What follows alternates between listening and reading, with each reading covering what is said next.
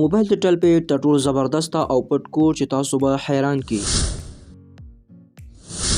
السلام علیکم، زه یم ستاسو رود الله کریم. په دغه نوې خوندوره ویډیو کې ستاسو درنه حضور ته حاضر یم او زموږ نننۍ موضوع څنګه کولی شو خپل موبایل کې کال ویټینګ سرویس آن کړو او همدارنګه بیرته یې ډیسیبل کړو.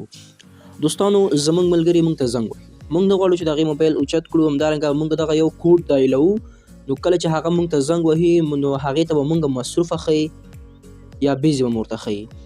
او یا دوستانو، کله چې موږ خپل ملګري دوست انډیوال سره خبرې کوو نو یو بل ملګری مو زنګ وهي، نو په دغه صورت کې تاسو ته به دغه زنګ نه درځي او تاسو به ورته مصروفه ښیي. نو دا چې څنګه کېږي دوستانو، مکمله طریقه زه تاسو ته ښیم. له دې څخه مخکې چې زه په ویډیو باندې شروع وکړم، که چیرې تاسو زموږ چینل ته نوي راغلي یاست یا مو چینل نه وي سبسکرایب کړی، زموږ چینل سره ضرور سبسکرایب کړئ، دا ویډیو سره لایک کړئ، مخکې شیر کړئ تر څو نور ملګري دوستان مو نه برخمن شي. دوستانو، د دې لپاره به تاسو راشئ خپل ډیل پیډ به راخلاص کړئ. کله چې ډیل پیډ راخلاص کړئ هغې څخه وروسته به تاسو ولیکئ ستاره 340 هش. کله چې دا ولیکئ دوستانو، هغې څخه وروسته به تاسو راشئ دغه کوم نمبر چې موږ ولیکو دوستانو به د تاسو ډایل کړئ. کله چې ډایل کړئ دوستانو، ګوره MMA کوډ سټارټډ. ګوره دوستانو، تاسو دلته وګورئ موږ ته ولیکل کال ویټینګ سرویس واز انیبلډ.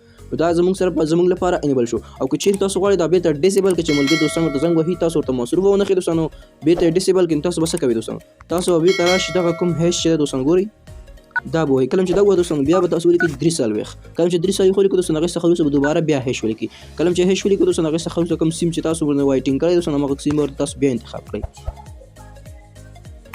نو دغه دی دوستانو زموږ کوم دغه سیم چې موږ مخکې کال ویټ کړی وګورئ دوستانو، ته موږ ته ولیکل چې ډیسیبل has been disabled، بیرته ډیسیبل شو. نو دا وه د ډیل پیډ تر ټولو پټه او خوندوره طریقه دوستانو. هیله لرم چې ویډیو مو خوښه شوې اوسېږي. په اخره کې بیا دا یادونه کوم، که چیرې تاسو زموږ چینل ته نوي راغلي یاست یا مو چینل نوي سبسکرایب کړی، زموږ چینل سره ضرور سبسکرایب کړئ، دا ویډیو سره لایک کړئ، مخکې شیر کړئ تر څو نور ملګري دوستان مو دې نه برخمن شي.